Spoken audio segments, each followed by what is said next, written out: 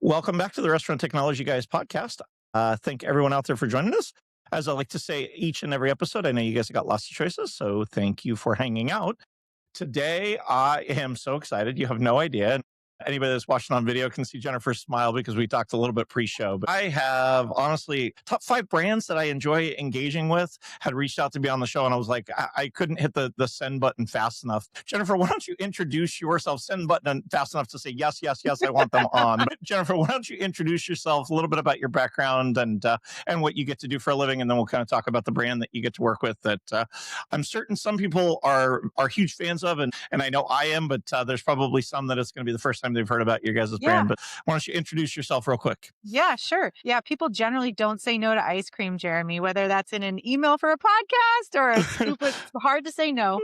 And so thanks for having me. I can give a little bit of background about me and really, though, in the context of the Handel story and what drew me here. So for people who don't know the brand, Handel's ice cream has been around for over 80 years. It started in 1945 in Youngstown, Ohio, by a woman named Alice Handel. So a very early entrepreneur who made her ice creams from scratch every day in store, which is something we still do today. And she basically protected that one store and her style of ice cream making for about 40 years and started expanding her flavors and it just became a real local favorite. And then the brand was bought by a gentleman named Lenny Fisher, who really saw the potential to see this thing scale at a different level. And he did 2 things. He started expanding store counts and over 40 years got it up to just about 50 stores. And he also started expanding flavors. And so today we are at over 150 flavors. So I think what we do better than any other ice cream out there that I can tell is, unlike most ice cream players, we are making that ice cream from scratch in store by hand. And in the summertime, the ice cream you're eating today was probably made the day before, when it's a high volume season.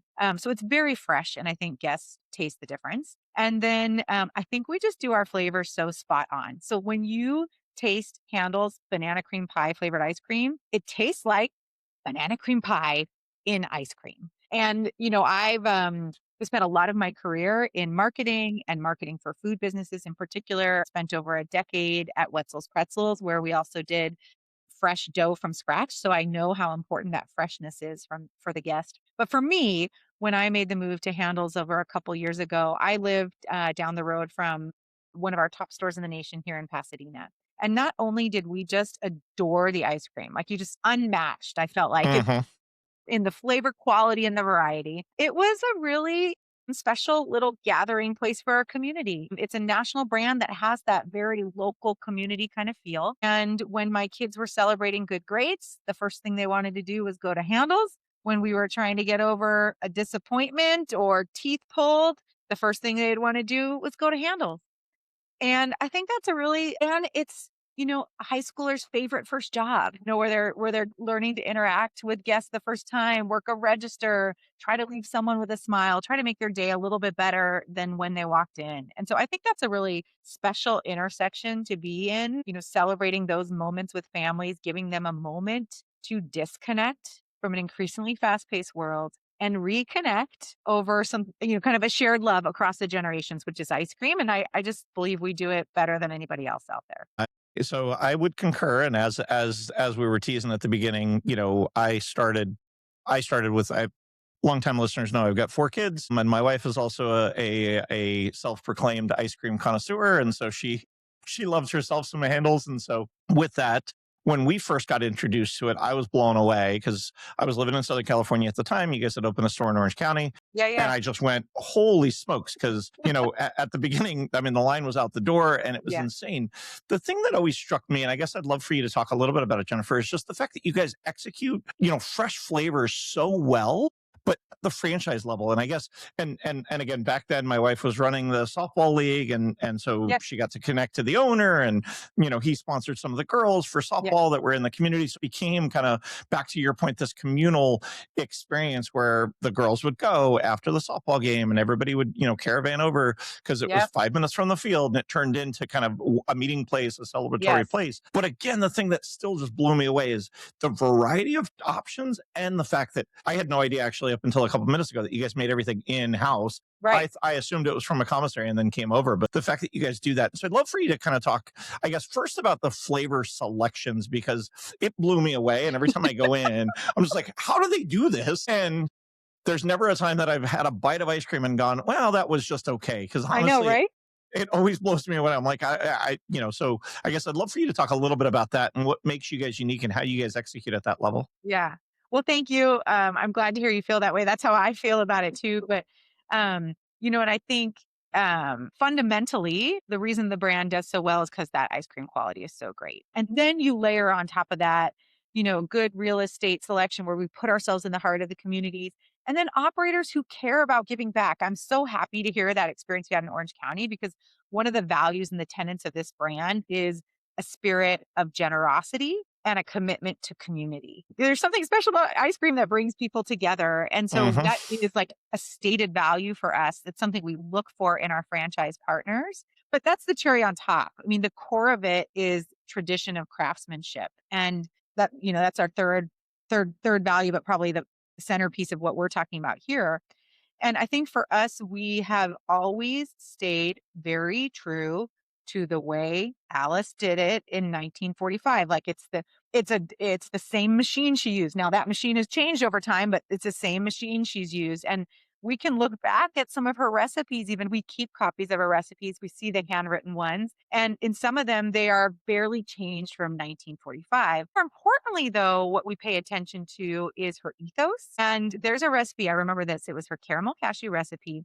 And in it, she talked about, put a large handful of nuts. Now we've gotten a lot better. Like we've got very prescriptive, how many nuts at what point in the process, during what layer. But the note she wrote on her recipe, handwritten, was be stingy.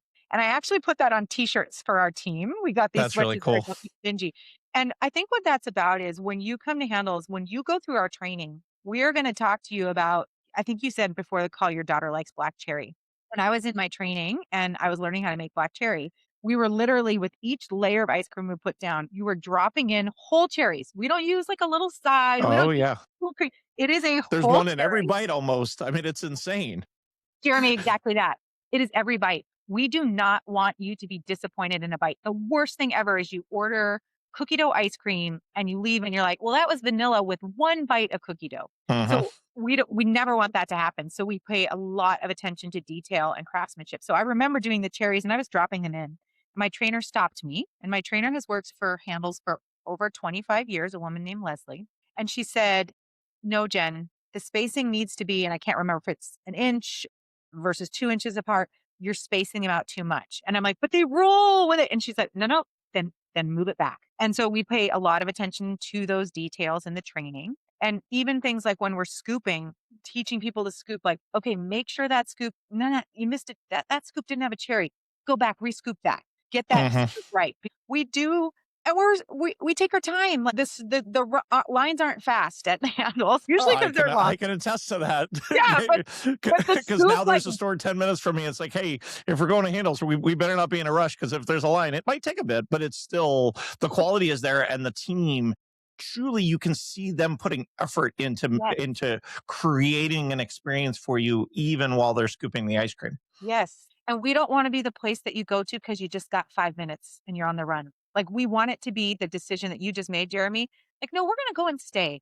And when we're in Mhm. line, your wife's going to tell someone, do they have apple pie? If they have apple pie, you have to try it because it's only here in the fall and it's my favorite. Like there are seasonal flavors that are flavors that come and go. We are not like an always on 24/7, serve you a 30-second business. That's not what we intend to be. And so I think it's those two things. It's like, the attention to detail with the products, the willingness to slow down and do it right, and then give people that experience when they come to you. That I think you feel it when you're there. When people have slowed down and taken care in the product they're serving you, I think you feel it. I think it comes through. But Well, to your as earlier a point, Jeremy, we consumer, it are absolutely has so far. I mean, I again, and I'm teasing about it, but almost every time I'm traveling and I see one, I'm like, hey, I got to go hit that one up. I've now live in Texas and I've got one close to the house. And anytime we're on that side of town, they'll be like, hey, can we get Handles after dinner? And it's like, sure, let's go. We'll go figure it out, if we've got the capacity. So sorry, I didn't mean to cut you off, but I just, oh, no. I do believe it is part of the ethos that I have felt as a consumer that you don't always get Yes. in other brands. And I think it's Yep. great. It's a testament to kind of what, the founders built and kind of what you guys continue to Yeah. carry on. Yeah. I mean, came from Alice and then Lenny Fisher, who owned and ran that business for 40 years, same thing. And like really kind of keeps us focused on that still to this day, that craftsmanship, the attention to the quality and, slowing down with the guest. I mean, the one thing I was going to tell you that was interesting when you said you in Orange County, you didn't realize we made ice cream.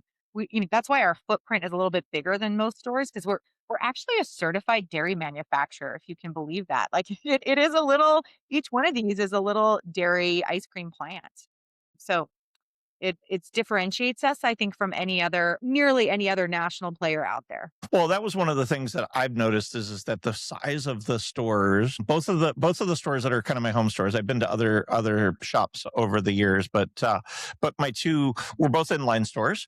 But when you walk in, the amount of space even for the consumers is about a third of what you Yeah. have for the staff. And I guess Yeah. I'd love for you to talk a little bit about that because as you guys are expanding, I'm sure that creates some opportunities and great opportunities and then some challenges because, Yeah. it's different than another ice cream shop that might be able to open in a smaller space, I guess. Yeah. No, you're totally right, Jeremy. That's one of the challenges because we have to look for a bigger footprint because we not only do we need room for ice cream making, we're going to hold 48 flavors. Like this isn't 31, this isn't 20, this isn't 10. We want the breadth of flavors because we want people to come and explore and experience and try new things. So that also creates a larger footprint for us. But I think with every negative, there's also positives. Like when you have a larger footprint, you're going to be a bigger store, you're going to have more visibility, you're more likely to be that gathering place. And so I think that in many ways that also is a strength for the brand. For us, I don't know what formats which store in Orange County you would frequent, but our preferred format is a walk up, which is more of like that. Is that what you had in the one you, okay. It was the one in Lake Forest, and it was a corner spot Oh no, in a that's a strip walk mall. in. That's a walk So in. it's a walk-in store, and then the one in South Lake is my other home store now, and that one's kind of an inline next to a Starbucks. Okay. And other than parking at that store in South Lake, the store is fantastic, and it's got a little bit of a different ingress and egress from the store. But that store in Lake Forest was great because you could walk up, huge parking lot in a shopping center with a pretty large grocery store.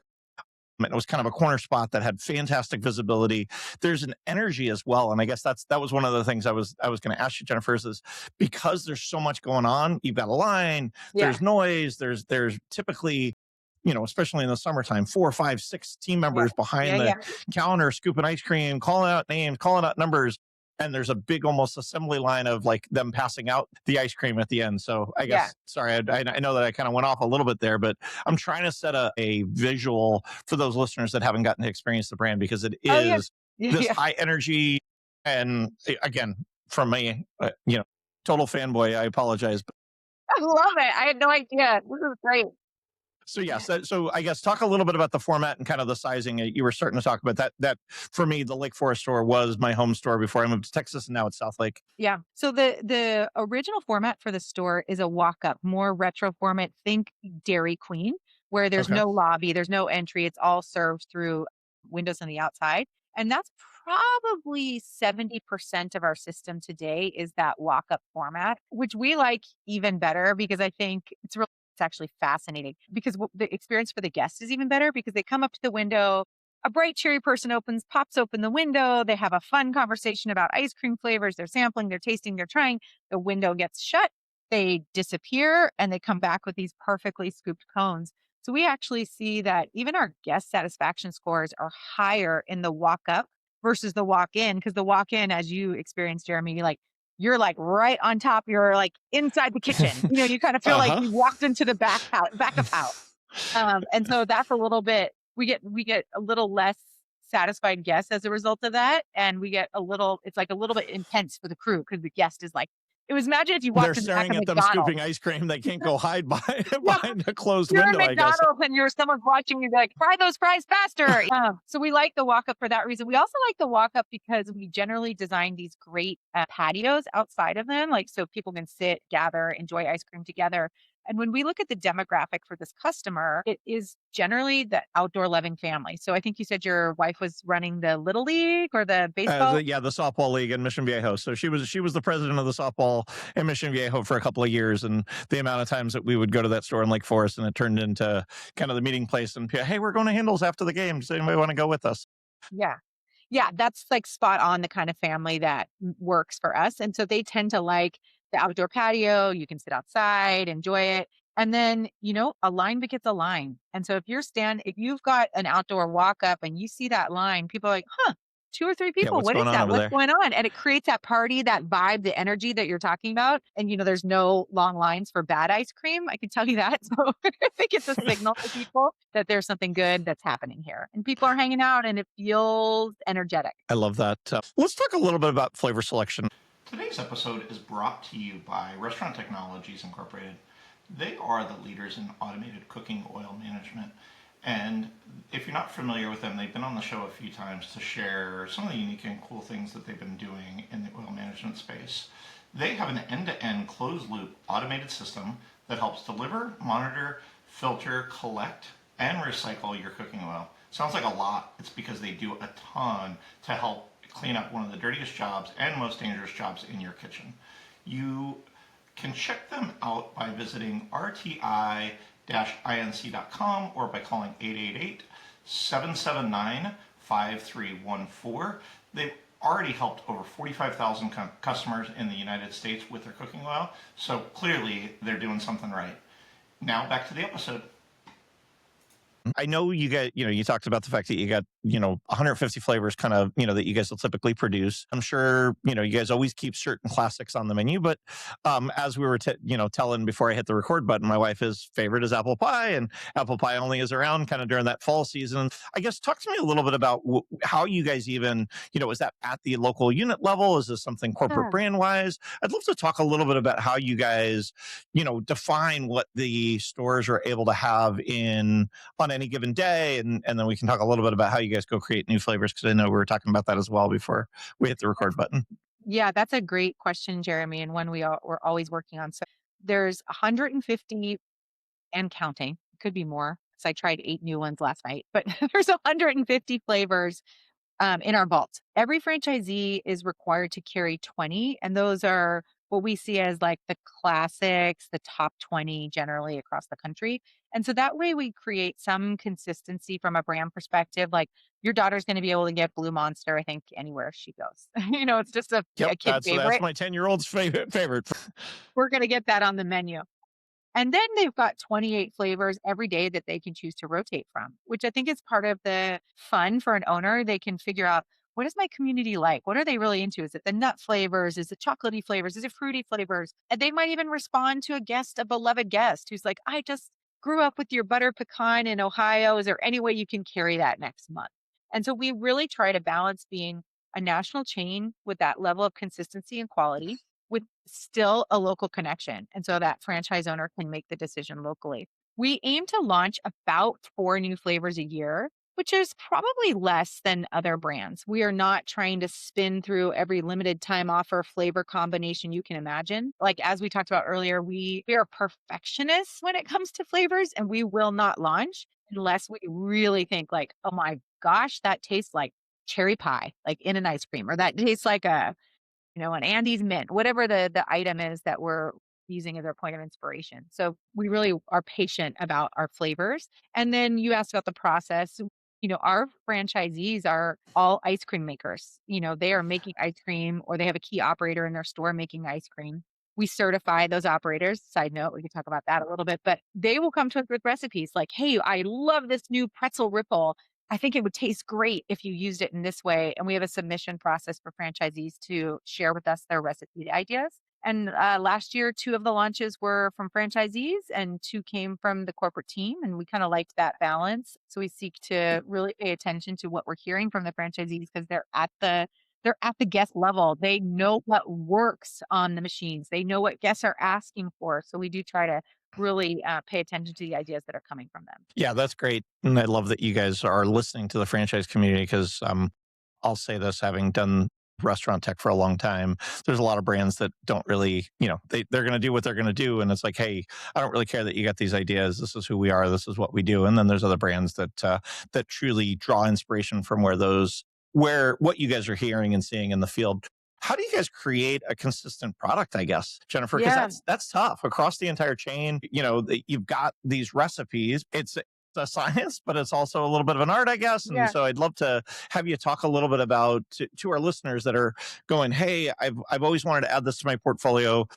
We'll get towards the end of talking a little bit about how they might want to learn more. But as they're out there and you've now got these new recipes, how do you guys create the consistency and ensure that if I go to a store in Ohio and I go to a store in Texas and I go to a store in California and I get the Blue Monster, it's going to be the same since it is now distributed at the store level the way that you guys are doing it? Yeah, it's a good question. And I think it's really important when you think about national brand and national brand consistency and franchisees opening in different parts of the country. And as that brand grows, that quality is consistent.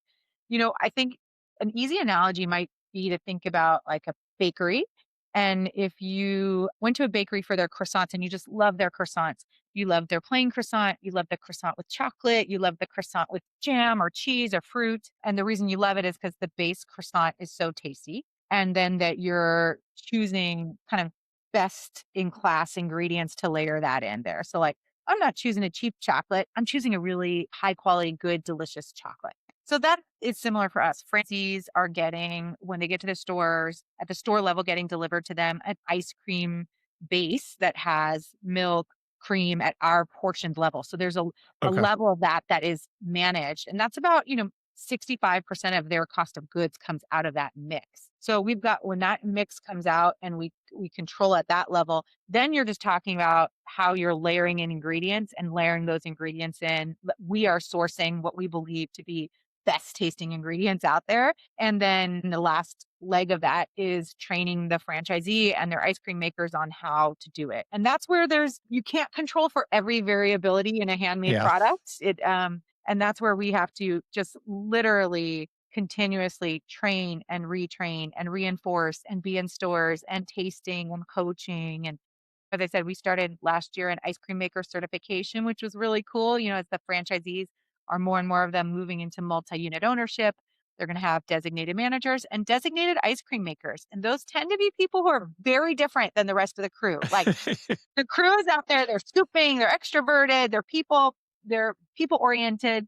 The ice cream makers are way more detail oriented. They're very methodical. They get in the zone. They come in the morning, they get really organized with their ingredients. And it's a very different type of personality, I think, that franchisees recruit. And then we go in and certify. So we will go in, our ops team will sit side by side with them. And once they're done, they get a certificate, they get a pin. And we really want, because we have pride in our craftsmanship, we really want to share that and have our ice cream makers feel a sense of pride in that craft as well. That's awesome. Yeah, you guys are going to have to create the ice cream nerd position within the stores or something along those lines. Awesome. Well, I guess one more question really about flavor selection, Jennifer, and I'd love to tease this out a little bit. How do you guys get people to expand their portfolio or expand their palate? I'm sure there's people that come in and it's like, hey, I always get the mint chocolate chip because that's one of the top 20 and I'm going to always get that. I'm going to always get the vanilla. I'm going to always get the chocolate. But you guys are constantly not only coming up with new stuff, but you've always got so many different items that are on your guys' palette. And so I guess I'd love to understand, because for me, again, I go to, I think, and I have a friend that talks about this. He's like, you always go to this brand for this thing. When I asked my daughter and my wife this morning, hey, what do you go to Handel's for? I always get the Blue Monster. I always like the apple pie. And if it's not the apple pie, it's whatever my wife said. All of that being said, but the thing that I love about what you guys do is you guys are constantly innovating and you trying to move people around so that you can get a second and a third instance, because they might not feel like mint chocolate chip, but now if they try the Blue Monster, oh, I really like that. Oh, I really like the banana cream pie. Oh, I really like, whatever these things might be. And so I'd love for you to talk through, you come from a marketing background. I'd love for you to talk a little bit about how you guys get people to move around their selection. Yeah, it's a really good question. And I share that, like, my son, who is 14, is mint chocolate chip all day, every day. And when I came through with the samples and we were trying them all, he's like, but is there a mint chocolate chip? And I'm like, are you kidding me?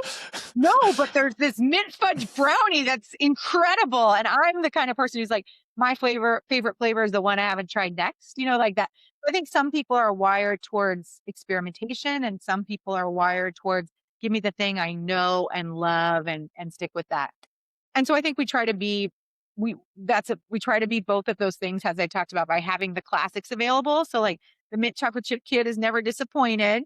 And then using the other 28 flavors for variety. I think that's one way. But I think the other way we do it is through our 4 scoop sampler. Like I don't know if you've seen that item on the menu. It's from a price point perspective, it's a very affordable, good price value for what you're getting and getting to sample 4 flavors. And so that's one of the ones we use to encourage people to experiment and okay, that way you can get your favorite and add 2. And then I think you put your finger on it. A lot of it is down to marketing. And we hired I think she's a year and a half about in our chief marketing officer who joined us, Hillary Fry, and she and I have a shared background at General Mills, Okay. and she's a fantastic marketer. In fact, she just got nominated for Fast Casual's like top 30 restaurant marketer list. So we'll see how high on the list she ends up, but a fantastic marketer. And I think there's a lot we can still do when we introduce new flavors. Before we did them pretty quietly, sort of come up on the menu and you'd show up, Jeremy, you'd be like,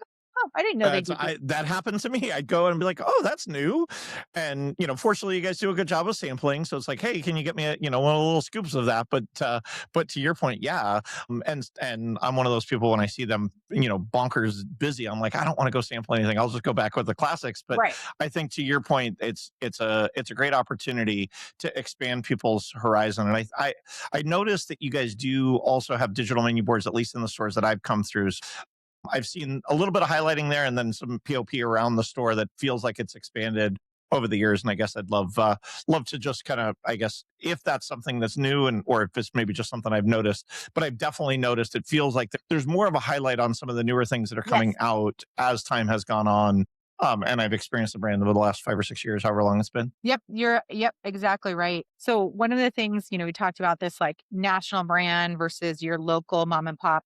All of our franchisees have their own social media channels, which is different for brands. Like generally they'll hold it at the brand level. So one of the things we're starting to do or Hillary's doing is creating much like higher quality, more quantity on our social media content and around new flavors. And that's stuff that we can post at the brand level, but also distribute to our franchisees so that they have news to share with their audience. When we launch Circus Animal, they can, highlight that and they have reels and content immediately accessible for them to do that. And then, so that's what we're doing on the local side, giving them ideas and reasons to share that information. And then you're going to start to see at the store level, we're building more signage, but not just more signage, more like, okay, here's where the classics get promoted. Here's where the new get promoted. It's kind of building the planogram for how we show that off in stores so that guests can see it when they're there in stores as well. So that's still, I think, definitely an evolution work in progress. We've gotten a lot better over the last year. And I think we can see it when we promote them just a little bit. In a few little ways, you can start to see the new flavors move up in the flavor ranking. So I think there's still a lot more room there for us to promote them even more strongly. Love that. All right. This is my favorite question to ask people. So I've never been to Handles. What is the go-to, maybe the sampler? Like I'm a brand new consumer to Handles. I want to go check it out. And then what is Jennifer's go-to? You already talked about your son being the mint chocolate chip person. My 10-year-old, she's a Blue Monster person. My wife is apple pie in the fall. And quite honestly, I think she's one of those people that loves to try the new flavors. So for her, she's always looking for the new one. She spends Yeah. more time in line trying to figure out what she wants. I'm a classic person. So what is kind of the go-to you're going to get the experience that you would want a new consumer to get for those listeners that see one in their local town and go, I got to try it. I just heard Jennifer on the call. Oh my gosh, that's very, very hard because as I told you, it's like always the next flavor I try. I think I've tried maybe 80 flavors so far. I haven't gotten them all. Like but I'm like very diligent about that. So asking me to narrow that down is very hard. I would probably tell someone to get a 4 scoop sampler because Okay. I would want the variety. And I kind of like one of our franchisees does a very good job when she trains her crew members. And someone asks them, "What's your favorite flavor?" She trains them not to start with, "Oh, I love birthday cake." Instead, has them ask, "Well, what do you like? Do you like fruits, chocolate, coffees, vanilla? Like what category are you in?" And that really then helps people usually right away know, "Oh, I'm a fruit person, I'm a chocolate person." And then from there, we can narrow down the recommendation. I mean, our dream is to be like that you have like a sommelier experience about ice cream when Okay. you come to the store. Like if we can really like my dream someday is that we get to that level that the crew members can like sit there and advise you like, "Jeremy, what do you like? What have you tried? Okay, let me put together the perfect 4-scoop sampler for you." So for me, I would say, okay, I would do a fruit 4-scoop sampler and I would have a fruit flavor, a chocolate flavor, maybe like a coffee based flavor. And what I think is our strength is our vanilla based flavors, like vanilla with some sort of brittles or caramel or any of those. Like I think we do exceptionally well. So what I would pick for mine would be on the fruit, I would go with a mango sorbet. On the chocolate, I would probably go with our, I think it's called like confetti brownie batter, just because it's a little bit different on the chocolate. It's not just a pure chocolate, it's like a deep, rich, dark chocolate, and it's kind of fun. I would do a coffee chocolate chip. And then on the vanilla based ones, I would like very much struggle because I think we're fantastic there. I love our monkey business, which is like a Yes, that's banana really good. cake batter caramel brownie. It's just like fantastic. I love our spouts like a house. I love any of our cheesecake flavors. So if you were like a cheesecake person, I would say try an Oreo cheesecake or strawberry cheesecake. But yeah, getting me down to one. That's about as narrow as I can get. Okay. Well, I appreciate you sharing, and I think for our listeners that have gotten to this point on the show, they're going to be like, okay, I'm blown away. There's more flavors than I even know what to do with. So, Jennifer, talk to me a little bit about what your guys' expansion strategy is. I know you guys are looking for local operators. I guess what specifically are you guys looking for? Yeah. Are you guys a hub and spoke where you buy a whole region? Do you buy just a single store? I'd love to have you talk to our listeners out there. They're like, I need to add a dessert category. It's blowing up. I really need this, and Handles is the place to go. Yeah. I mean, I think Handles is exceptional. We were just looking at this like 80-year history. As far back as we can look at same store sales over the last 16 years, same store sales have been consecutively positive. So it's just a Wow. very consistent, steady, stable business. And in a time right now when people feel like they're being price gouged or the world is so uncertain, a place where you can find an affordable luxury, a treat for your family that doesn't break the bank, I think is going to continue to thrive. And I think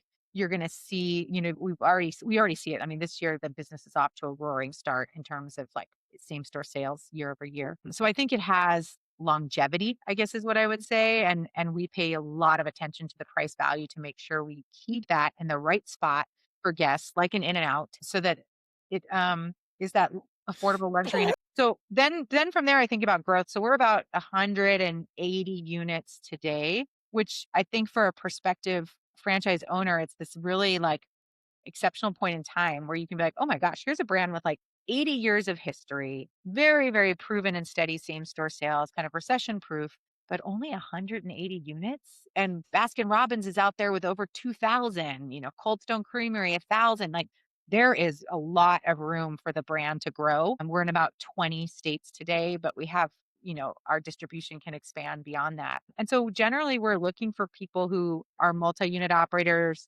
not buying up like regions and then sell like sub-selling, not area developers, but someone who's going to come in and own and operate their own stores, but who've come from a food service experience background or have like the real estate experience background to be able to grow at pace. And then people who we think are really aligned, like taking it back to what we talked about, those three values, tradition of craftsmanship, like they want to like see that product as sacred and attend to the details. Commitment to community. They're excited about becoming the gathering place for the community, and spirit of generosity. They're going to be very cautious about the price point, keep that price value right, look for opportunities to sponsor the little league, to make sure that portion size is really big and generous. And we find that when we get those three values aligned along with some of the criteria experience we're looking for, but when we get alignment there, those operators tend to do very well. Again, as a consumer of the brand, I've watched those values play out, and so that's great. How do people, I guess, engage, and what does the process look like if they're interested? This resonates with them, and they're like, "Hey, to your point, I go to Handles all the time. I didn't even realize it was something I had the opportunity to open one of my own." Yeah. Or this is the first time they've learned about them, and they're like, "Hey, I want something like this in my community." How do they engage? Where do they go, and what does that look like? Yeah, I think the best way to do it is like hit the website, and there's a little bit of information about franchising there that gives you a sense of what we're looking for from an operator.